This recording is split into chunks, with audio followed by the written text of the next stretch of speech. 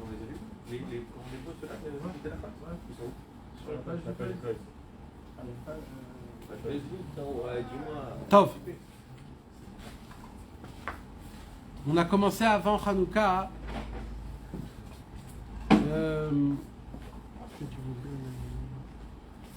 l'histoire de l'invité. Et Bezrat Hashem, donc on va continuer notre histoire. Bien sûr, cette histoire, ce n'est pas une histoire qui appartient que à Hanouka, comme certaines personnes. Ils ont dû croire que cette histoire, on l'étudie que pendant Hanouka, mais en vérité, cette histoire, elle est bien plus que Hanouka. J'ai vu dans des livres que, dans certains livres, on a appelé cette histoire l'histoire de l'invité, et dans des autres livres Estève aussi, ils ont appelé cette histoire au Reach Baal Knafaim, l'invité avec des ailes. Alors, ce n'est pas pour rien. Bezrat Hashem, aujourd'hui, si on arrivera un peu plus à rentrer dans l'histoire, on va essayer de voir un petit peu c'est quoi la définition de ce fameux invité qu'il a des ailes. Alors, on va essayer d'abord de rentrer un petit peu dans l'histoire pour essayer déjà de connaître l'histoire. On ne va pas toute la lire en entière, on va juste lire un commencement pour qu'on puisse voir qu'est-ce qui se passe dans cette histoire. Alors, je le lis en hébreu et je traduis en français. Alev de Hanouka, Haradlakatne Hanouka Balayla, le premier jour de Hanouka, après l'allumage des bougies de Hanouka, la nuit. Rabbeinu il raconte au Reach Nichnas le Baal Habayit, un invité est rentré chez un maître de maison. Vesha'al le Baal Habayit, et cet invité pose une question à ce maître de maison, mais Aïn Parnasatra. De quoi tu gagnes ta vie. De quoi tu gagnes ta vie? Veshivlo, il lui a répondu, Enli Parnasak voa bebeti, je n'ai pas de travail fixe. Rak mechiati mina olam, juste je vis de ce qu'il y a dans le monde. Je vends, j'achète, ce qui vient à l'occasion. Sha'allo ma atalomet, il lui a posé comme question, qu'est-ce que tu étudies? Et Shivlo, il lui a répondu ce qu'il lui a répondu. Ve'ayu mesichim yachad, et comme ça ils parlaient ensemble. Ad shenichnesu betor sichat dvarim ayotzim min halev, et comme ça ils ont commencé à parler, ce fameux mystérieux invité et ce maître de maison. Ils commençaient à parler ensemble jusqu'à qu'ils ont commencé à parler une conversation intime. Veitri la Baal Habayit lishtokek ou litgagea meod, et le maître de maison, il a commencé à se remplir de volonté, de languissement. Er masigim ou magiim les ed var maala shebikdusha, comment on pourrait atteindre un niveau de sainteté quelconque. Amar lo haoreach, ce fameux mystérieux, d'un coup il regarde le maître de maison et il lui dit, Ani elmad imcha, moi je vais étudier avec toi. Vetama Baal Habayit, d'un coup le maître de maison il s'est étonné. Veitri l'archav oula yeno ben adam klal, peut-être il s'est dit, peut-être ce fameux mystérieux invité, peut-être c'est pas un homme, peut-être c'est je ne sais pas quoi, un démon, un ange. Ach chazar verashu medaber imo kederer ben adam, mais il a vu que quand bien même il se tenait comme un être humain, il parlait comme un être humain, il se conduisait comme un être humain. Alors sa peur elle s'est diminuée. Artechef nitrazek haemuna etzlo la'amin bo, mais il y a eu quelque chose de fort en lui qui s'est dit, je vais quand même essayer d'avoir de la foi, de la croyance envers ce fameux mystérieux invité. Veitril techef le kor'o rebi. Tout de suite, il lui a dit, je vais t'appeler mon maître. Ve'amarlo, il lui a dit, kodem kol ani mevakesh lilmod mikem er litneg bichvotchem. D'abord, je dois vous demander comment je dois me conduire avec votre honneur, puisque vous allez être mon maître, puisque vous allez commencer à étudier avec moi, vous allez m'apprendre des choses qui sont mystérieuses, alors vous devenez mon maître. Et puisque vous devenez mon maître, je dois essayer de tout faire en sorte de maintenir un certain respect. Comment je dois vous respecter? C'est certain que je ne vais pas vous humilier ou alors vous manquer de respect. Bien sûr, je ne parle pas de ça. Combien même le problème, c'est qu'un homme, des fois, c'est difficile pour lui de maintenir un respect. C'est pour cela que je voudrais vous demander à vous comment je dois vous respecter. Et là, il lui a répondu, pour l'instant, je n'ai pas le temps de t'apprendre. Un autre temps, je viendrai vers toi et je t'apprendrai comment me respecter. Et pour l'instant, je dois partir d'ici. Il lui a dit, même ça je dois apprendre de vous. Combien je dois vous raccompagner? Il y a une mitzvah dans la Torah, la mitzvah levaya. C'est quoi la mitzvah levaya? Quand un homme il invite chez lui à la maison un invité, il y a une mitzvah de Horaïta, une mitzvah tassée de la Torah, de accompagner son invité, de l'accompagner jusqu'à la maison. Maintenant, ça dépend en fonction des rabbanim. Si c'est une personne qui est simple, alors ça suffit jusqu'à la porte. Si c'est une personne comme ton père ou ta mère, alors c'est bien de descendre un petit peu les escaliers, de leur faire montrer que tu les raccompagnes. Si c'est ton rave, il y a écrit que tu dois l'accompagner jusqu'à la fin de la ville. Et si c'est ton rave mouvak, si c'est ton maître mamash, tu dois l'accompagner et tu dois attendre. Tu dois sortir de la ville avec lui et d'attendre jusqu'à que tu ne le vois plus. C'est un signe, c'est un acte d'honneur. C'est pour ça ici, il lui dit, il faut que vous m'appreniez jusqu'à où je dois vous accompagner. Mais là, il lui a, il lui a dit, jusqu'après la porte. Pas plus que ça. Vitri l'Archov, il commençait à penser, comment je vais sortir avec lui? Kikaet animo benabriot. Pour l'instant, je suis là avec lui, entouré des êtres humains, des gens que je connais, dans ma maison à moi. Mais par contre, si je vais sortir avec lui tout seul dehors, miyode amiou. Là, je ne sais pas qui est cet homme, je ne le connais pas. Je ne sais même pas c'est qui, comment il s'appelle. Peut-être c'est pas un être humain. Peut-être il va faire quelque chose. Alors il lui a posé la question et il lui a dit, j'ai peur de sortir avec vous. Et Shivlo, il lui a répondu, ce mystérieux invité, Imani achol kazot lilmod imcha, gamata imertze lasot lecha eze davar miimche beyadi. Si tu as bien vu que je peux étudier avec toi, je peux t'apprendre des choses que tu ne connais pas, tu crois vraiment que j'ai besoin que tu sortes en dehors de la maison pour que je te fasse quelque chose de mal? Même chez toi à la maison, je peux te faire quelque chose. Alors, en lui disant ça, ça l'apaisait un petit peu. Veyatsa imo mina petar, comme ça il est sorti de la porte, et au moment où il est sorti de la porte pour le raccompagner, Azaï, et d'un coup, Techef, Chatafoto, Veitril, Lifroachimo. Et d'un coup, il a attrapé et ils ont commencé à voler dans les cieux. Pour l'instant, tout ce qu'on a lu, c'est la première partie de cette histoire qui est très mystérieuse, une histoire qui n'est pas très compréhensible, l'histoire d'un invité. Alors, on va déjà essayer de commencer par les premiers mots. On va essayer d'expliquer où Rabbeinu il veut nous emmener à travers cette histoire. Rabbeinu il veut nous faire voyager. Il veut nous faire voyager dans l'au-delà.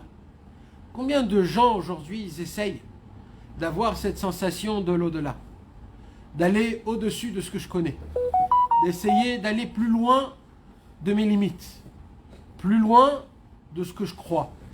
On a tous dans notre tête, dans notre cœur, une sorte de barrière qui fait en sorte qu'on ne bouge pas autour de nos barrières. On s'est toujours mis des limites depuis qu'on est tout petit. Et ces limites-là, malheureusement, enfreignent énormément de niveaux qu'on pourrait atteindre normalement. Et qu'à cause des limites que nous-mêmes on s'est créées avec le monde, avec ce que le monde nous apprend, avec ce que le Yetzer Hara nous a prouvé en fur et à mesure de notre vie, qu'on n'est pas fort, on ne tient pas ce qu'on veut, on n'est pas têtu dans les bonnes choses, qu'on est des perdants, qu'on n'arrive pas à maintenir les bonnes choses qu'on veut. Le Yetzer Hara, en fur et à mesure des années qu'on a accumulées dans notre vie, essaye de nous prouver tous les jours de notre existence combien nos limites sont énormes, combien nos limites sont grandes. Et quand un homme, malheureusement, on lui fait montrer, on lui prouve ses limites, il se passe quelque chose. C'est qu'à cause de ça, il devient sourd, aveugle et muet. Et il n'a pas de possibilité de découvrir la grandeur de la Torah, d'Hachem et des tzadikim, ce qui est la raison pour laquelle on est venu dans ce monde. Mais plus que ça encore, de découvrir qui on est. Comme on a commencé par l'histoire du trésor. C'est la même chose. Tous les histoires qu'on va étudier, ils sont des histoires une après l'autre. D'abord, le commencement, c'est de découvrir qu'on a un trésor. Mais le deuxièmement, c'est pour qu'on puisse connaître ce trésor-là. On ne peut pas connaître ce trésor qu'on a en nous si on n'est pas prêt de sortir de nos limites. Et malheureusement, une des peurs les plus grandes au monde, c'est de franchir nos barrières, de franchir nos limites.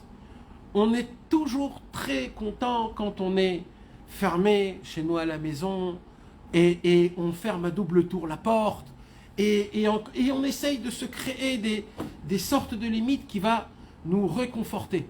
Mais en vérité, ce que nous, on ne sait pas, c'est que notre Neshama, c'est que ce qu'Akadosh Baruch Hu, il a préparé pour notre vie, pour qu'on puisse mener une vie comme un vrai juif. Pour cela, il faut avoir le courage de pouvoir faire tomber ces barrières, de sauter par ces barrières-là. Mais c'est très compliqué. Cette histoire-là va nous apprendre qu'est-ce qui se passe si un homme il est prêt à pouvoir sortir de ses propres limites qui s'est créées, à essayer de sauter les barrières qui s'est créées. Et Rabbi Nachman commence à raconter une histoire d'un mystérieux oréach, un invité. C'est quoi un invité? Quand tu invites quelqu'un chez toi à la maison, un invité, il n'est pas chez lui à la maison. C'est pas chez lui. C'est un invité. Par contre, le Baal Habayit, le maître de maison, ça veut dire quoi le maître de maison? C'est les murs, ils sont à lui. Il est chez lui. Il est confortable. Tout ce qu'il y a autour, ça lui appartient. C'est le maître de la maison. En hébreu, le mot Baal Habayit, Baal veut dire en hébreu quelqu'un qui a acheté, quelqu'un qui a acquis. Quand je dis, c'est moi le Baal Harechev. Le Baal Harechev, ça veut dire que la voiture, elle est dans ma propriété. C'est ma possession. Baal Habayit, c'est la maison et ma possession. Je suis le Baal Habayit. Baal, ça veut dire que la personne, elle a toute sa personnalité en elle-même, c'est que elle possède la chose. Un Baal Habayit, on dit par exemple dans la Gemara, le moussag, le synonyme du mot Baal Habayit, ça ne veut pas dire maître de maison. En général, le mot Baal Habayit, c'est un symbole, on appelle ça Baal Ebat. C'est quoi Baal Ebat? Un Baal Habayit, c'est un homme qui n'étudie pas la Torah. Il étudie un tout petit peu la Torah, mais il est plus pour sa maison. C'est ça un Baal Habayit. Il fait pour sa maison. Ça veut dire quoi? Il va au travail, il gagne de l'argent, il laboure de la terre. C'est ça un Baal Habayit. Un Baal Habayit, c'est un homme que son mode d'emploi, son fonctionnement, c'est de faire pour sa maison, de faire pour être le maître de maison. C'est de s'acquérir ce titre qui s'appelle d'être maître de quelque chose. Et on voit que l'invité, c'est quoi? C'est tout l'inverse du balabait. D'accord? Donc on a deux sortes de personnes où Rabbeinu il nous donne un, c'est l'extrême de l'autre. Un, c'est le maître de maison, c'est un balabait, un homme qui est chez lui à la maison. Il est confortable, il a sa maison, sa femme, et il a tout ce qu'il faut, tout ce qu'il a besoin, et toute la journée, tous les jours de sa vie, son travail à lui, c'est d'être en possession, d'être un maître de quelque chose. Et par contre, il y a une autre personnalité, que cette personnalité en fait, ce n'est pas le héros de l'histoire. C'est qui le héros de l'histoire? C'est le balabait. Mais on a une autre personnalité, c'est un invité. L'invité c'est quoi? C'est un homme qui vient dans une maison qui ne lui appartient pas. Il a peur de demander rien, il est là, et il ne peut rien faire tant qu'il ne demande pas la permission du balabait. Alors Rabbi Nachman a commencé cette histoire avec ces deux personnages-là, ce n'est pas pour rien. C'est pour nous apprendre déjà que tant qu'on n'a pas compris que dans ce monde-ci, on n'est pas un invité, alors on n'a rien compris. Malheureusement, quand on vient dans ce monde-ci, la première chose qu'on veut faire, c'est de tout de suite se créer ce titre d'être un maître de maison. Quand je dis du maison, ça peut être plein d'autres choses. C'est pas d'afka ta maison. Ta maison, c'est aussi ton travail. Ta maison, c'est aussi tes amis. Ta maison, c'est aussi tes vacances. La maison, c'est un mot qu'on emploie qui veut dire le confortable. Là où je me sens bien. Là où j'ai du bitachon, comme on dit. De l'assurance, de la confiance. Et malheureusement, depuis qu'on est tout petit, c'est ça ce qu'on veut se créer. Une zone de confort. Une zone de confort. Alors, comment ça s'explique? Alors, normalement, un homme ou une femme, quand elle s'achète des habits, quand on s'achète des habits, normalement, on devrait avoir des habits juste de ce qu'on a besoin. Normalement, on devait acheter une maison, juste pour ce qu'on a besoin. À manger, juste pour qu'on a besoin. Comme ça, c'était pendant des millénaires. Comme ça, c'était avec les goïms. Comme ça, c'était l'humain. Mais au fur et à mesure des années, il s'est passé quelque chose. C'est qu'on a eu une soif encore plus grande et plus grande et plus grande de vouloir posséder encore et encore et encore. Je me satisfais pas de ce que j'ai. Je veux toujours encore.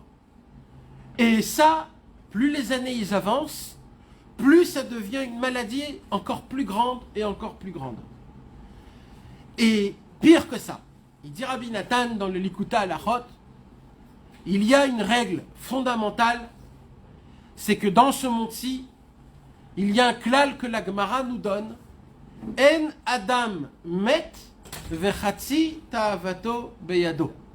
La Gemara, elle nous apprend, on n'a encore jamais vu quelqu'un que à la fin de sa mort, il a dit j'ai tout goûté, j'ai tout kiffé, je me suis complètement rassasié. Toujours, on va te dire il me manque ça et il me manque ça. Et il dit Rabbi Nathan, cette phrase de la Gemara, elle nous apprend quelque chose de très important. C'est quoi? C'est que plus un homme il possède dans ce monde, plus un homme il satisfait sa soif à travers ce monde, plus sa soif elle devient encore plus grande. Il dit Rabbi Nachman, ce monde ressemble à de l'eau salée. De la même façon que 3/4 du monde, il y a de l'eau de la mer, que l'eau de la mer c'est quoi? C'est de l'eau qui n'est pas potable, c'est de l'eau que quand tu bois, en fait elle te donne encore plus soif.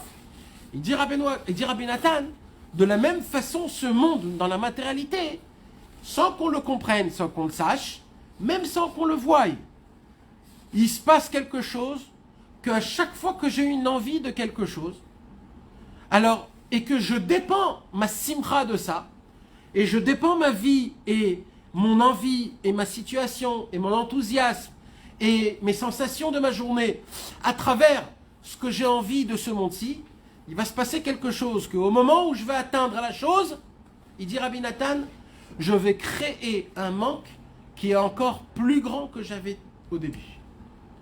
Alors, on va donner un petit exemple. Un jour, Rabbi Nathan, il avait des chaussures qui étaient trouées. Et le pauvre, il n'avait pas de quoi s'acheter ces chaussures. Et Rabbi Nathan, c'était un homme que, malheureusement, il n'avait pas des besoins, il n'avait pas ses besoins comme il faut. Alors, c'était pas que les chaussures qui étaient trouées, il avait aussi des habits un petit peu troués. Et sa maison, elle était un peu cassée. Et ainsi de suite. Un jour, il y a un monsieur qui est venu chez Rabbi Nathan. Et il est venu, il lui a dit, Rabbi Nathan, je m'excuse, mais j'ai vu vos chaussures, ça m'a fait mal au cœur. Voilà, je vous ai acheté des chaussures pour vous. Alors Rabbi Nathan, il a dit, waouh, merci beaucoup, beaucoup. Il fallait pas. Il a dit, non, non. Il n'a pas dit, il fallait pas, comme nous on dit, il fallait pas, mais en fait, on veut les chaussures.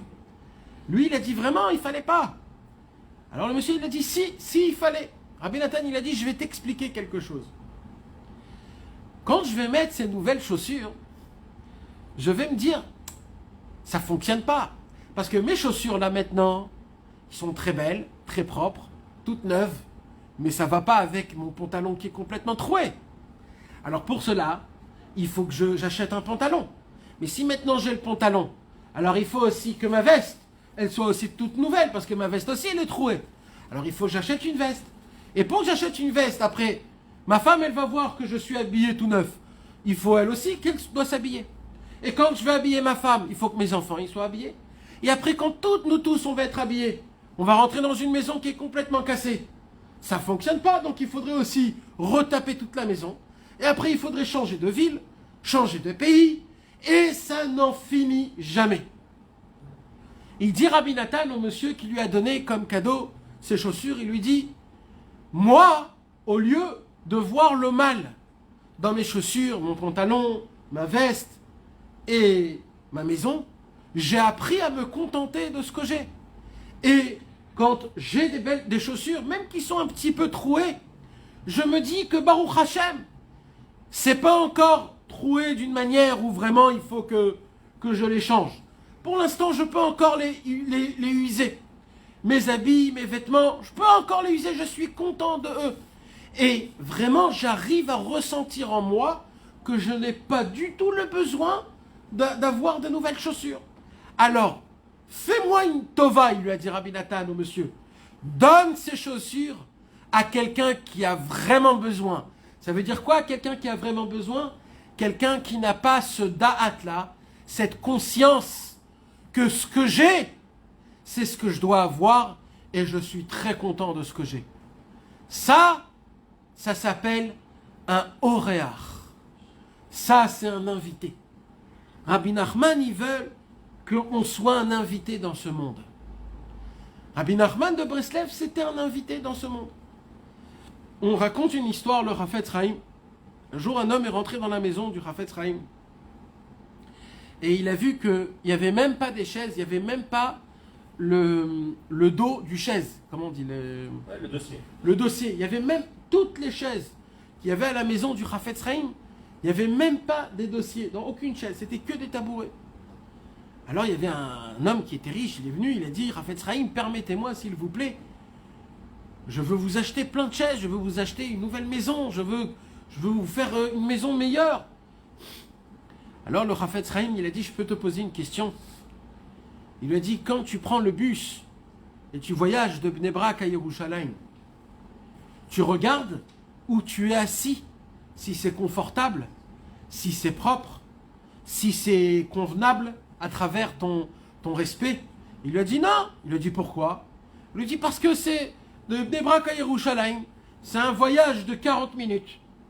Je m'en fous, 40 minutes, c'est pas très grave si c'est pas trop confortable, si c'est pas trop propre. C'est pas grave, je m'assois et les 40 minutes vont passer très vite. Le Chafetz Chaim, il lui a dit, Eh bien, c'est exactement pareil. Dans ce monde-ci, on est un invité. On passe d'un endroit à un endroit. Quand on ne comprend pas ça, alors on ne comprend pas beaucoup de choses. C'est pour ça que Rabbi Nachman de Breslev a employé ces deux personnages dans l'histoire d'un invité et d'un maître de maison. L'invité représente le tzaddik qui a compris que dans ce monde-ci, on n'a pas besoin d'acquérir des acquisitions. Alors bien sûr, ne prenez pas mes paroles d'une manière extrême. Il y a plein de niveaux, mais c'est chacun en fonction de ses niveaux. Mais c'est normal qu'un homme il doit acquérir des choses. Mais en fait, moi ce que je parle, c'est dans la kavana des choses. Dans ce qu'on a au plus profond de notre cœur et de notre cerveau. Quand un homme il marche dehors dans la rue, et il voit une maison plus belle que la sienne, ou alors il voit des habits plus beaux que les siens, ou alors il voit une voiture qui est plus belle que les siens, ou alors des enfants mieux éduqués que les siens, et on commence à jalouser, même si on ne le dit pas, on commence à se faire du remords, du mauvais sang. Après à la maison on n'est pas bien, après le mari vient, on parle avec notre mari, et on essaye de lui expliquer, de lui dire qu'est-ce qui se passe, et voilà, ça m'a fait un peu de mal de voir ça, et comme ça, et comme ça, et moi il m'arrive des choses comme ça, chez les autres ça ne leur arrive pas. En fait, d'où viennent tous ces manques? En fait, d'où vient tout ce mauvais sang qu'on se fait? C'est le manque de ne pas être un balabait, d'être maître de soi, d'être maître de la situation, de pouvoir mener ma propre vie, de pouvoir mener mes propres envies. Quand j'ai envie de quelque chose, je peux me l'obtenir. Ça, c'est le Yetzer Hara, le plus grand au monde et surtout le plus fort d'Afka dans le 20e siècle. Le siècle d'aujourd'hui, où aujourd'hui je peux tout avoir, tout me procurer, je peux tout connaître avec Internet, je peux tout avoir, je peux emmener de Chine, je peux emmener de tous les endroits, le monde est devenu tout petit. Tout pourquoi le Yetzer Hara il va essayer de faire, c'est pour que tu essayes de devenir maître sur tes chaussures, sur tes habits, sur tes envies, sur tout ce qui se passe de toi, sur tes enfants, sur ton mari, sur ta femme. On veut que nos enfants y ressemblent comme nous on veut. On veut que notre mari ressemble comme moi je veux. On veut que notre femme ressemble comme moi je le veux. Je veux être maître de la situation. Et c'est quoi aujourd'hui un problème? Un problème, c'est quand les choses ne se passent pas comme moi je veux qu'ils se passent. C'est exactement ça, le maître de maison, le maître de la situation. Le Baal Habayit, c'est un homme qui prend la place d'Hachem et qu'on se met à sa place et tout le pouvoir qu'Hachem il peut, de tout se préoccuper, tout ce qu'il veut, quand il veut, combien il veut, aujourd'hui on se le fait. Et ça, en gros, c'est pas mal. Mais ce qui fait naître plus tard, c'est très grave. C'est la sensation de tout pouvoir, que je peux tout faire, que je peux tout me préoccuper. Et c'est ça le problème. C'est pour cela que Rabbi Nachman nous raconte deux personnages. Le personnage où l'invité, il va sauver ce maître de maison.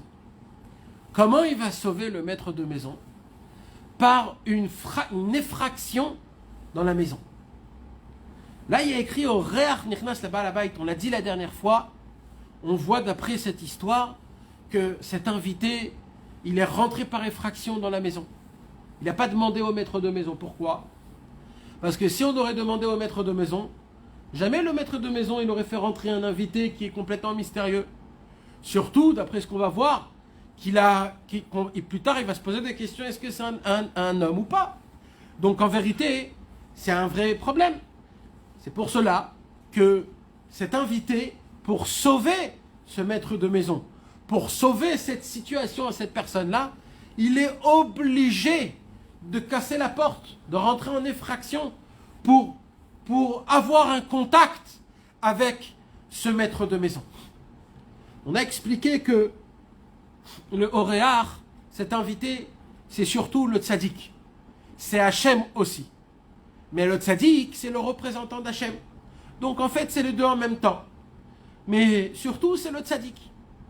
Le tzaddik, il a une puissance c'est que si vous voyez, si vous avez l'œil pour regarder bien comme il faut, si vous allez poser des questions aux personnes, comment vous avez entendu parler du tzaddik? Alors chacun, il a des réponses à répondre.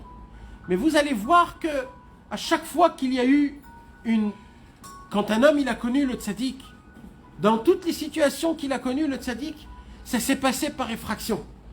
C'est par un livre, c'est par un cours de Torah où tu t'attendais pas, c'est par une parole où tu t'attendais pas. Tu verras que le tzaddik, il rentre dans ta vie par effraction parce qu'il n'attend pas que tu lui donnes la permission de rentrer en lui. Il n'attend pas. Où on voit ça? La première fois où le peuple juif est rentré en galoute, en exil, en Égypte, pendant 400 ans, on était des esclaves à Pharaon. On travaillait très dur. On avait perdu tous les signes possibles du judaïsme. Notre simcha, notre grandeur, notre beauté, notre grâce, notre force. On a perdu qui on était. On a perdu tout ce qu'on avait d'Avraham, Yitzhak et Yaakov. On a perdu le tselem. On a perdu le tselem Eloki. Et quand bien même, il y a écrit dans les livres qu'on est descendu de niveau en niveau jusqu'à qu'on a atteint les 49 portes de l'impureté. Dans les 49 portes de l'impureté, c'était une impureté qu'auparavant jamais aucun homme avait atteint cette impureté-là. Et dans les livres, il y a écrit que si Chas Veshalom, on serait tombé encore d'un seul niveau, la 50e porte de l'impureté, plus jamais on pourrait sortir de l'Égypte. Alors qu'est-ce qu'il a fait à Kadosh Baruch Hu pour pas qu'on tombe dans le 50e niveau de la porte de l'impureté? Il y a écrit qu'à Kadosh Baruch Hu, il n'a pas attendu qu'on se réveille. À Kadosh Baruch Hu, il n'a pas attendu qu'on fait teshuva, qu'on redevient des bons juifs, qu'on se remette comme il faut. Qu'est-ce qu'il a fait Hachem? Il a fait ce qu'on appelle Maaseh Mevohal. Il a fait une action, un acte de folie. Quoi?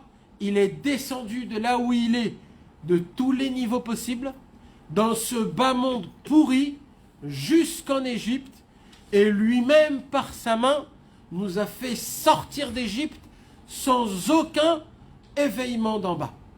C'est lui seul. Comme on pourrait dire ce qui s'est passé dans cette histoire. Qu'est-ce qu'il a fait Hachem? Hachem, par effraction, il est descendu dans ce monde, comme on le dit dans la Haggadah de Pessah.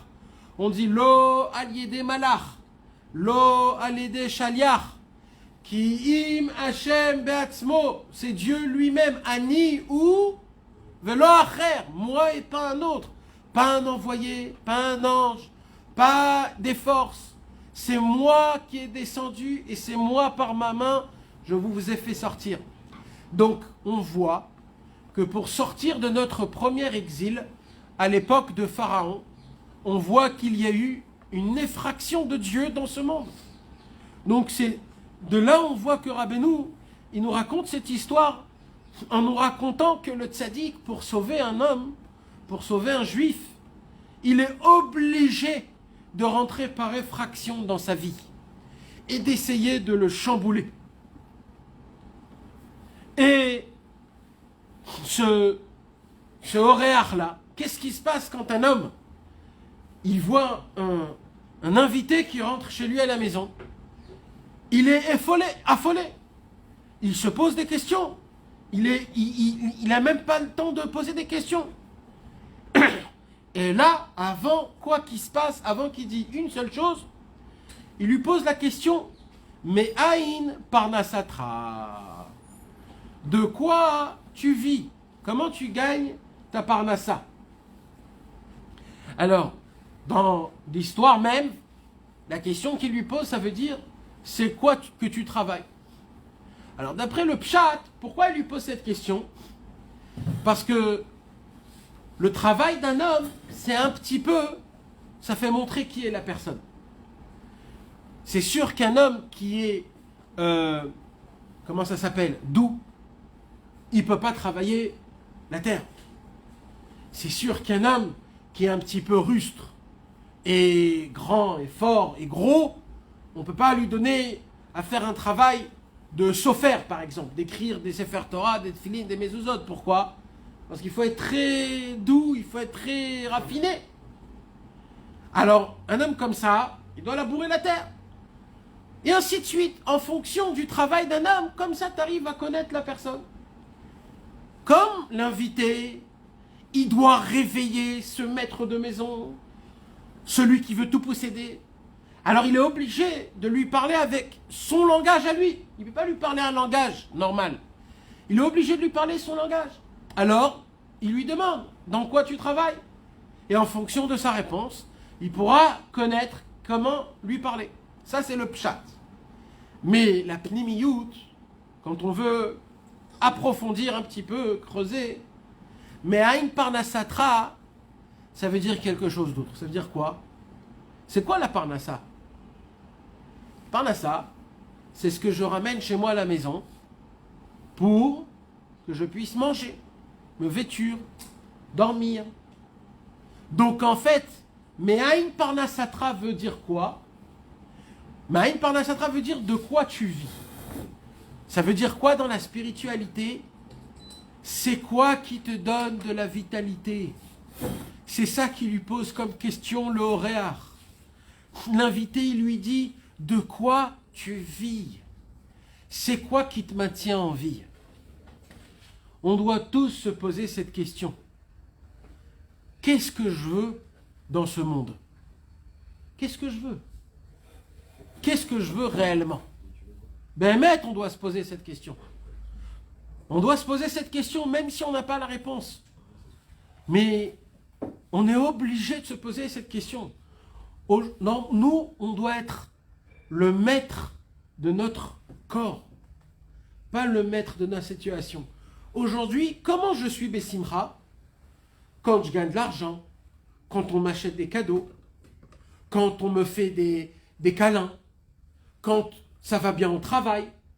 C'est toujours par rapport à quelque chose. Un être humain, normalement, c'est lui qui doit être maître de la simra. C'est lui qui doit se dire, je ne vais pas attendre une situation pour être Bessimra. Je vais m'efforcer d'être Bessimra. Aujourd'hui, on vit une vie qu'on est, comme on dit en hébreu, nigrar. Comment on dit nigrar? Subi. Non, yagorer. Non, yagorer. C'est, non, il y a la voiture. Des fois, il y a une voiture qui est gorer un gras. On subit la ligne. Alors, il y a ce que la vie te fait et il y a le meneur de sa propre vie. Il y a un homme où c'est la vie qui le supporte et il y a un homme que c'est lui qui forme sa vie. Malheureusement, aujourd'hui, on est des gens que notre sensation, nos situations se forment en fonction de ce que la vie nous donne. Mais ça, c'est complètement faux. Normalement, c'est tout l'inverse. C'est nous qu'on doit être le maître de notre vie. Nous, on doit choisir de ne pas être triste, de s'efforcer d'être Bessimra. C'est ça qui lui pose la question. Ma me'aïn parnasatra. C'est quoi qui te fait vivre? C'est quoi l'étincelle qui te donne de la vitalité? Ta maison, ta famille, ta femme, ton mari, l'éducation des enfants, tes amis. C'est quoi qui te donne, Béhémet, le goût de la vie? On a tous un goût de la vie. Malheureusement, on peut découvrir très très vite comme quoi on est des personnes très égoïstes et même tout ce qu'on fait pour Hachem, en fin de compte, c'est un égoïsme personnel. C'est pas grave, mais au moins il faut le connaître. Au moins il faut le savoir. Pourquoi? Parce que tant que tu sais pas c'est quoi réellement qui te donne cette chose-là, chas v'shalom, si cette chose part, alors tout peut se dégringoler et là ça peut être très grave. Il y a des fois des gens, eux ils se disent dans la tête, l'essentiel c'est que mes enfants, ils sont très bien éduqués, très bien polis, ils savent se tenir. Tant que mes enfants ça va, tout va bien. Alors, maintenant ça il se le dit pas. Ça, il le sait dans sa tête sans le dire. Maintenant, tout ce qui va se passer, ça va être le fondement de toute sa vie. Alors, il va se rapprocher d'Hachem, il va se rapprocher du tzaddik, il va commencer à devenir une bonne personne, il va changer, il va devenir mamash, une très bonne personne. Maintenant, lui, il va croire qu'il le fait pour qui? Pour Hachem, pour le Hémet. Mais en vérité, pour qui il le fait? Pour que ses enfants y soient bons. Alors, je ne suis pas là pour dire si c'est bien ou c'est pas bien. Je suis là pour dire juste qu'il faut savoir et connaître c'est quoi qui nous fait vivre. Là, c'est la première question que l'invité pose au maître de maison. Parce qu'à travers cette réponse, je pourrai tout de suite atteindre à toi. Quand on va faire Hitbo des doutes, quand on va essayer de se remettre en question, quand on va s'isoler avec notre maître Dieu, avec Akadosh Baruch Hu, et qu'on va commencer à raconter nos passions, nos rêves, ce qu'on a fait de bien, ce qu'on a fait de mal, ce qu'on va demander, etc. Normalement, on se retrouve avec beaucoup de difficultés à essayer d'épancher notre âme. Pourquoi? Parce que c'est compliqué. Mais il y a une question, que cette question, elle peut nous donner beaucoup de force et d'essence pour qu'on puisse, grâce à ça, à faire une belle tefila de Hitbo des doutes. Comment? C'est de se poser cette question, mais Aïn Parnasatra. C'est quoi qui me donne le goût de la vie? C'est quoi la chose la plus importante pour moi? C'est quoi que tout Bémet repose dessus? Peut-être c'est que mon mari. Peut-être c'est que ma femme. Peut-être c'est que mes enfants. Peut-être c'est l'essentiel, c'est juste que j'ai une bonne parnassa. Et puis, si j'ai une bonne parnassa, alors je serai un vrai Oved Hashem. Et en fonction de ça, je dépends tout. Un homme, il peut commencer depuis tout petit. Il doit avoir un rêve. Et pendant ce temps-là, pour faire ce rêve-là, il va essayer de prendre un bon chemin. Et à l'âge de 40 ans, 50 ans, il va atteindre un niveau très élevé. Et il va se croire que c'est un tzaddik, que tout ce qu'il fait, c'est les Shem Shamaim, que tout ce qu'il fait, c'est pour Dieu. Mais en vérité, il a oublié qu'à l'âge de 14 ans, il avait une volonté. C'est quoi? C'est qu'il soit reçu dans la Kehila, qu'il soit reçu dans la communauté, qu'il soit reçu envers ses amis. Quand même, il a des bons amis, il voulait ressembler à ses bons amis. Donc en fait, tout ce qu'il fait, c'est juste pour ça. Maintenant, c'est quoi le problème? D'un côté, c'est bien. C'est quoi le problème? Le problème, c'est que si maintenant, Chas V'Shalom, il se passe quelque chose où il doit quitter ses amis, donc la racine ou le fondement de tout ce qu'il a fait pendant toute sa vie, il est en train de s'effondrer. D'un coup, il va se retrouver devant une difficulté qu'il ne connaît pas. Et là, il va découvrir que petit à petit, il va arrêter de servir Hachem. Et il va se dire, pourquoi j'arrête de servir Hachem? Comment c'est possible que j'arrête de servir? Il ne va pas comprendre pourquoi. Tout ça à cause de quoi? Il a oublié que la racine de, en fait, c'est quoi qui lui donnait de l'essence à tout? C'était d'être reçu envers ses copains. Et comme ça, chacun, un homme, il doit essayer de se poser la question. Mais Aïn Parnasatra, c'est quoi qui te donne de la vie? T'arrives à sortir de ta prière le matin de la vitalité? Est-ce que tu arrives à sortir de la vitalité de Shabbat? Ça arrive à te satisfaire? Est-ce que tu arrives à te satisfaire du fait que on essaye d'être autour, à côté de nos enfants, d'écouter nos enfants, de parler avec eux, de rigoler avec eux, d'essayer de leur parler un petit peu d'Hachem, de la Emouna, de combien ce monde il est amer et qu'en vérité il faut se contenter? Est-ce qu'on arrive à retirer de ça de la vitalité? Malheureusement, non. Et c'est ça notre problème. C'est que on prend notre vitalité de quoi? De ce qu'on a expliqué tout à l'heure. On essaye de prendre notre vitalité en achetant plein des choses qui sont extérieures, des choses qu'on n'a pas besoin, des choses qui sont éphémères. C'est pas grave, c'est pas une avéra. Le problème, c'est qu'on veut sortir de ces choses-là, de la vitalité. Si il n'y aurait pas d'importance à ces choses-là, alors il n'y aura pas de problème de les avoir. Comme Rabbi Nachman de Breslev, il a dit, puisque je ne prête pas importance à ce monde, c'est pour cela que tout ce monde, il est dans mes mains. Mais quand on prête importance à ça et qu'on dit, sans ça, je ne peux pas vivre, sans ça, j'ai pas de simra, etc., c'est là où il y a un problème. Quand un homme, il rêve de s'acheter, d'aller vivre dans une maison beaucoup plus grande. Maintenant, dans la maison là où il habite, c'est une maison elle est assez grande. Il y a beaucoup de choses qu'il peut faire de cette maison. Mais par rapport à tous les gens qu'il connaît, c'est une maison qui est petite. Alors lui, dans sa tête, il se dit, non, c'est une maison qui est toute petite. Alors il commence à se faire des films. Il me manque de la simcha, il me manque de ça. Il vient Rabbi Nachman et il nous apprend, tu sais, même si tu déménages dans une grande maison, c'est pas ça qui va te donner la simcha. Tu sais pourquoi ? Parce que toi, tu essayes de prendre de la vitalité des choses qui sont extérieures. Et il y a un klal dans ce monde que à chaque fois que tu veux assoiffer, tu veux satisfaire ta soif à travers ce monde, tu agrandis ta soif. Le travail commence d'abord dans ta tête. D'abord de savoir le fait qu'on est un invité. Deuxièmement, de se contenter de ce qu'on a. De comprendre que tout ce qu'on a, Akadosh Baruch Hu nous l'a donné, c'est pour notre bien, c'est pour qu'on pousse, c'est pour qu'on avance, c'est pour qu'on devienne meilleur. Et c'est le meilleur pour moi actuellement. Et le jour où ça devra changer, Hachem lui-même, il va me changer ma situation. Mais le problème, c'est que comme j'essaye d'attirer ma vitalité des choses qui sont éphémères, des choses qui sont extérieures de ce monde, alors je vais accumuler encore plus des manques et des manques. Et il dit Rabbi Nachman, on voit les gens très riches, qui ont des milliers d'argent. Comme ça il dit, ils ont des pièces d'or et d'argent. Et ils s'achètent tout ce qu'ils veulent. Et quand tu leur poses la question, comment ils vont se plaindre qu'il leur manque ça et qu'il leur manque ça.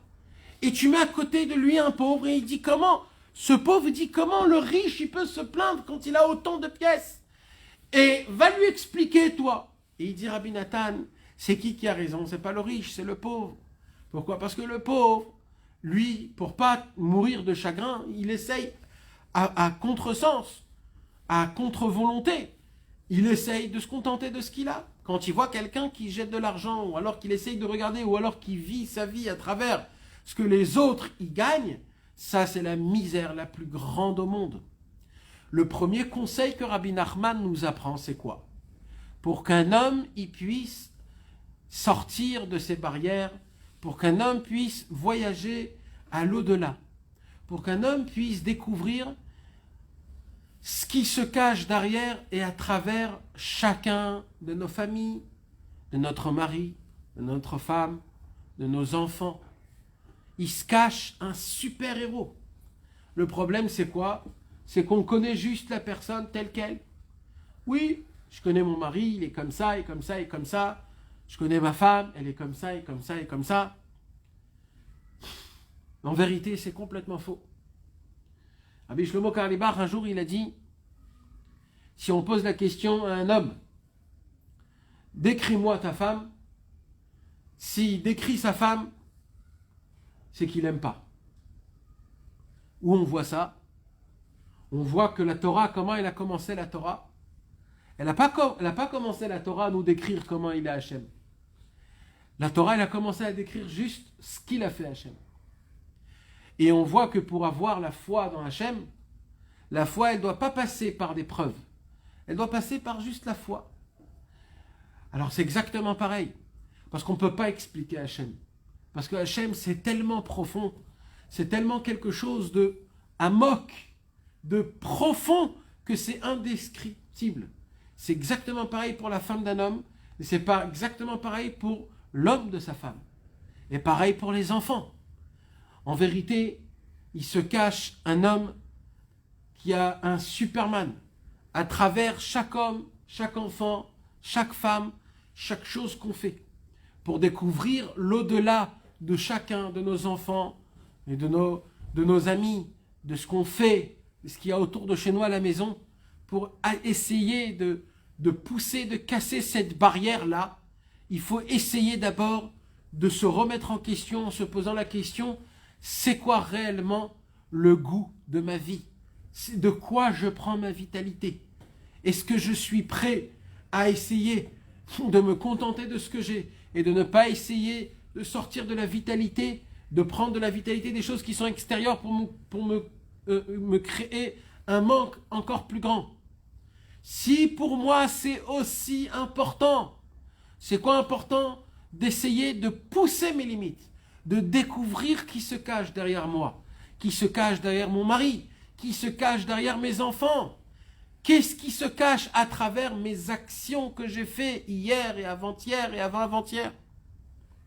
Là, oui, il y a de la chance. Alors, quand l'invité pose la question, au Baal Habayit, mais Aïn Parnasatra, de quoi tu vis? Qu'est-ce qu'il lui répond, le Baal Habayit, le maître de maison? Il lui répond, Veshiv lo, il lui a répondu, En li parnasa kvua bebeti. Je n'ai pas, de rien j'arrive à prendre de la vitalité. C'est quoi la maison? Bebeti. La maison c'est quoi? C'est l'intérieur. Et en dehors de la maison c'est quoi? C'est l'extérieur. En li parnasa kvua bebeti. Ça veut dire, je ne prends pas de vitalité des choses intérieures. Je prends ma vitalité des choses extérieures, ce qu'on vient d'expliquer. Cet homme-là, de quoi il prenait son envie de vivre, son goût à la vie? C'était le maximum de s'éloigner de chez lui à la maison. Alors nous, des fois, on voyage très loin pour aller en vacances. Pourquoi? Parce que ça ne suffit pas d'être en vacances. Normalement, un homme, il peut rester chez lui à la maison et dans sa tête, il se met dans une situation où il se met en vacances. Et ça peut lui suffire. Mais des fois, ça ne suffit pas. Pourquoi? Parce qu'on ne vit pas réellement. Alors, on doit sortir de chez soi. Alors, regardez. Akadosh Baruch Hu, il nous met dans le confinement. On va rentrer aujourd'hui dans le confinement pendant 2 semaines. Il va savoir si ce n'est pas encore plus. On peut apprendre de là quelque chose de très important. C'est quoi? C'est que Hachem, il nous apprend à arrêter de sortir dehors. Arrêter de prendre de la vitalité, de manger un hamburger, ou alors une lafa, ou alors des falafels. Et il n'y a pas de problème de le faire. Mais surtout de ne pas dépendre de ça en se disant « Oh là là, ça fait très longtemps que je n'ai pas mangé, c'est compliqué, c'est dur. » Ça, c'est un problème. Il n'y a pas de problème. Tu peux sortir, manger des pizzas, manger ce que tu veux. Tant que c'est juste quelque chose comme ça où tu ne prêtes pas importance. Mais au moment où tu te dis dans ta tête, où c'est compliqué de vivre à cette manière, là, ça devient un problème. Et c'est quoi qu'on dit tout le temps? Ça fait 1 an qu'on dit, oh là là, comment c'est compliqué, comment c'est des difficultés. Quand ils ont ouvert les magasins, il y avait la queue de tous les côtés, les gens, ils sont allés acheter, les Miftsaïm, le Black Friday, etc. Les gens, ils n'en pouvaient plus, comme ils se sont pavassés sur tous les habits.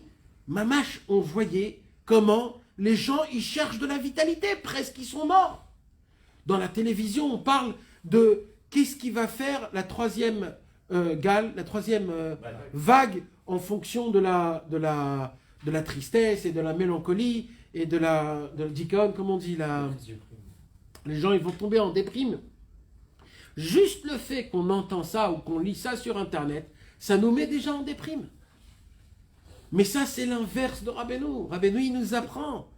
Oreach nichnas le Baal Habayit, me'ain parnasatra, et shiv lo en li parnasa kvua bebeti. Je n'ai pas quelque chose de fixe à la maison. Ça veut dire quoi? J'arrive pas à me fixer, à prendre ma vitalité réelle, à prendre de la vie, du bonheur, de la satisfaction de l'intérieur, de ma maison, de ce que je fais qui est réellement important. Rak mechiyati mina olam. Ma vitalité, je la prends d'où? Du monde. Ça veut dire quoi? Quand il y a un nouveau film, il faut que je le voie. Quand il y a une nouvelle paire de baskets, il faut que je l'achète. Quand il y a un nouveau manger, il faut que je l'achète. Quand il y a une nouvelle truc, il faut toujours que j'essaye. Il faut toujours que je consume et j'achète et je jette. Et j'ai goûté, je suis allé, C'est ça notre vie, on tourne à travers ça. Et le problème de tout ça, c'est quoi? C'est que si quelqu'un il vient, il m'écoute, il me dit, oulala, là là, quel rasra que tu es en train de nous dire là. Mais c'est ça le problème, parce que tout est dans la tête. Rabbeinu, il dit justement à l'envers. C'est ces gens-là qui sont tout le temps en tristesse. Pourquoi? Parce qu'ils courent tous, tout le temps, à travers, à satisfaire leur soif. Que jamais, c'est des gens qui ont soif et ils boivent de l'eau de la mer. Ils ont encore soif et encore soif. Et c'est ça notre travail aujourd'hui, c'est de comprendre que notre vitalité, il y a énormément à prendre de tout ce qui est autour de nous, de nous-mêmes, de tout ce qui nous entoure, de ce qu'on fait. Mais pour atteindre ça, il faut être prêt à faire un pas de l'au-delà, au-delà. Vesha'allo ma'atalomed. Et il lui a posé comme question, qu'est-ce que tu étudies? Ça veut dire quoi, qu'est-ce que tu étudies? Quand un homme, il voit qu'il n'arrive pas à prendre de la vitalité à droite, à gauche, alors des fois, il se jette à essayer d'apprendre, de connaître et de se dire, à faire de la philosophie, à créer de l'intellect. Qu'est-ce qui se passe quand un homme, il n'obtient pas ce qu'il a envie? Il y a un problème, c'est quoi? C'est qu'il essaye d'expliquer la chose. C'est ce qu'ils ont fait tous les philosophes. Il dit Rabbi Nachman, qu'est-ce qu'ils font les philosophes? Ils ont des questions. Et comme ils ne peuvent pas rester avec une question, alors ils supposent des suppositions, et des suppositions sur suppositions sur suppositions, jusqu'à qu'ils disent, ça y est, on a une réponse, et voilà, c'est comme ça, et c'est comme ça, et c'est comme ça, parce que c'est comme ça, et c'est comme ça. Et de là, ils ont créé les mathématiques, les calculs, de là, ils ont fait emmener des fusées, et de là, ils te disent que le soleil, il est au milieu du monde, et ainsi de suite, et ainsi de suite. Il dira, mais non, mais en vérité, tout vient d'un moque. Quand un homme, il n'arrive pas à comprendre une situation, il dit Rabbi Nachman, quand un homme dans sa vie, il a des choses qu'il n'arrive pas à expliquer, tout le temps, il va essayer d'expliquer, de vouloir savoir pourquoi ça lui est arrivé, comment ça lui est arrivé. Il va essayer de l'expliquer. Il va d'abord le demander à Hachem, il va beaucoup le prier. Et quand il va voir qu'Hachem ne lui donne pas la réponse, parce que Hachem n'est pas obligé de donner des comptes, alors il va essayer d'expliquer la chose. Il va l'expliquer d'une manière ou de... C'est ça ce qu'il lui dit. Il lui dit, Ma'atalomed. Qu'est-ce que tu apprends de ça? Qu'est-ce que tu apprends de ça que tu vois que tu n'arrives pas à prendre aucune vitalité de chez toi à la maison? Comment ça se fait normalement le chez lui, le chez soi? C'est là le confort, c'est là le bitachon, la confiance. C'est là où je suis gardé. Comment ça se fait que justement, quand un homme il est chez lui à la maison dans son confort, quand on lui demande de la vitalité, il doit sortir dehors? Matalomed. Pourquoi tu ne regardes pas? Pourquoi tu t'es pas posé cette question? Veshivlo. Et il lui a répondu. Maintenant, on peut dire que là, Rabbeinu, il devait dire Analo. Il lui a répondu. Pourquoi Veshivlo? Ça fait 2 fois qu'il lui dit Veshivlo. Et ici, il va toujours répéter Eshiv, Eshiv.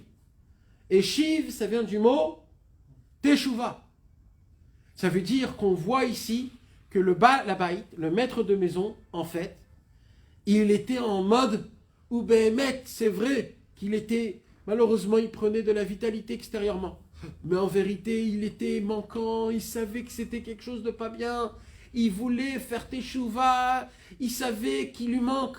Bon, c'est comme ce qu'on a dit, on a dit, ce pasouk-là, mamash, cette histoire, il nous parle de Shir HaShirim. Dans Shir HaShirim, il y a écrit Ani yeshena velibi er. Je dors, mais mon cœur est réveillé. On parle de ce maître de maison, on parle de nous tous. Notre cœur, il est réveillé, mais mon corps, il dort. Ça veut dire quoi? Le monde, il tourne, il se passe des choses. Je vois la grandeur d'Hachem, la Emouna, comme un Kadosh Baruch Hu, il se dévoile dans le monde. Je vois des choses qui se passent, mais je ne suis pas là. Je lis la paracha de la semaine, j'entends des Chidushé Torah, j'étudie des choses dans les Sifrei Rabbeinu, je sens que mon cœur, il s'envahit, mais mon corps, il est en train de dormir. Je ne ressens rien. Je sens que je suis en train de passer à côté de ma vie.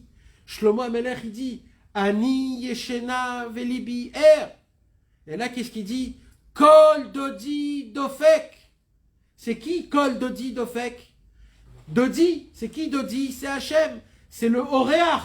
Il est d'Ofek, il frappe à la porte, il rentre chez toi à la maison. Pitrili, Achoti, Rayati, Yonati, Tamati, ouvre-moi, ma femme, ma sœur, mon amour, ma colombe. C'est qui parle? Il parle à notre Neshama. C'est le tzaddik qui nous appelle tous les jours, il nous appelle. Pitrili, Achoti, Rayati, Yonati, Tamati. Tout ça quoi? Shrora, Ani, Venava. C'est vrai que je suis noire, mais je suis belle. Et tout le Shirachirim, il parle, mamage, de cette histoire. Tout le Shirachirim. Tout le Shirachirim, il parle de ce Dod qui est le Réach et moi qui entends. Et là, Achutza Bashvakim, Achapsa Bashvakim ou Bachovot, et She'ava Nafshi, Bikashtiv Velo Matzativ. J'essaye de demander, j'essaye de chercher mon âme. Je la cherche partout. Je la cherche dans les voitures, je la cherche dans les mangers, dans les habits. Velo matzativ, mais je ne la trouve pas. Je suis comme un homme qui est perdu dans une mer, qui est là et qui cherche la femme, mais il ne la trouve pas. Il sent pas, il n'y a rien qui me rassasie, il n'y a rien qui me satisfait. Comment c'est possible? J'ai toujours soif. Kol dodi inezeba medaleg aleharim mekapetz alagvaot. Domé dodi litzvi oleofer ala yalim. Si tu n'es pas prêt à te mettre comme une gazelle, si tu n'es pas prêt à sauter comme des animaux qui courent d'une montagne à une montagne, d'une vallée à une vallée, d'être pétillant, de sortir de tes barrières, de commencer à voyager dans le monde, à être prêt de découvrir qui tu es. Là, tant que tu n'es pas prêt, malheureusement, Ripasti, Velo Matzativ, tu vas le chercher, tu ne vas pas le trouver. Mais si tu es prêt à Kol Dodi Nezeba, Medaleg Aleharim, Mekapetz Alagvaot, si tu es prêt à courir et à sauter, alors là, Kadosh Baruch Hu, il va t'ouvrir. Malheureusement, on n'a pas pu avancer plus que ça, mais voilà, Baruch Hashem, on a quand même étudié plusieurs lignes, Bezrat Hashem. On va essayer de continuer les cours sur Zoom, avec l'aide de Dieu, le dimanche, à la même heure, Bezrat Hashem, et pour que ça puisse continuer le Seder Bezrat Hashem. Chazak ou Baruch, Bezrat Hashem, que des bonnes choses, et bon confinement, Bezrat Hashem. On va la couper celle-là.